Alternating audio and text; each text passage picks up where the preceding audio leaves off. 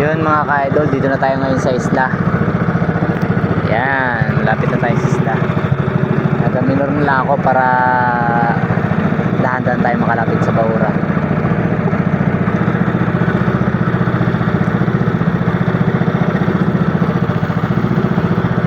Ayun idol, i-prepare na tayo mga ka-idol.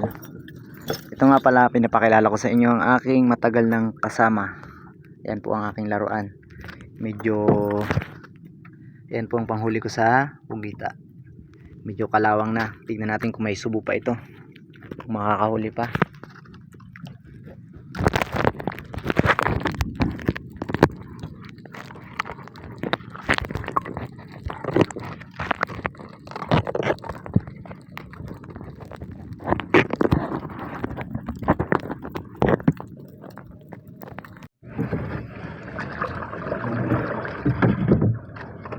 Idol, wala pang laman yung baldi ko.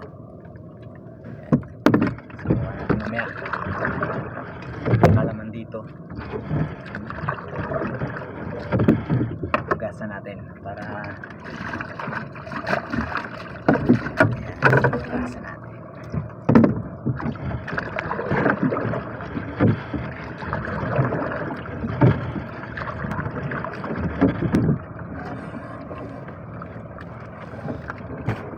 Ayan mga idol, pauwi na ako. Buklo ako sa octopus, sa pugita. Wala akong huli, pero para hindi masayang yung aking paglaot, nangawil ako. Ito ang aking mga huli. Yan. Kung maaga-aga siguro ako mga idol, baka nakalahati ko yung balde. Kaso lang alas 10 pasado na ako nangawil eh. Pauwi pa lang ako. Wala akong huling pugita. Yan ang huli ko, isda. Ganun lang talaga ang buhay sa laot. Minsan swerte, minsan malas. Pero kahit na ganon, try lang, subok lang ng subok. Hindi naman sa lahat ng oras pagpunta mo ng dagat mayroon ka kaagad na makukuhang isda eh. Paswertihan lang yan, tsaka tiwala sa taas. Kapag para sa'yo talaga. Huwag kang malulungkot kapag wala kang huli. Malay mo bukas, kundi bukas, sunod na bukas. Kung wala pa rin sunod na bukas, mag-construction ka na lang para siguradong sigurado.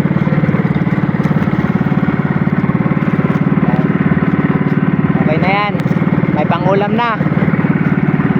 3 araw na ulaman to. Hindi siya pwede pang binta mga idol kasi konti lang huli ko. Sayang, kung maagaga pa sana akong lalaki. Malalaking tamban sana, saka malalaking buraw. Tapos may huli pa ako. Yan. Yan ang huli ko.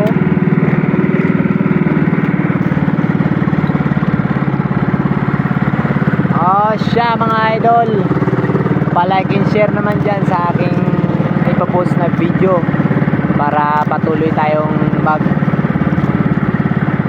video ng mga pangyayari sa karagatan, kung paano manghuli.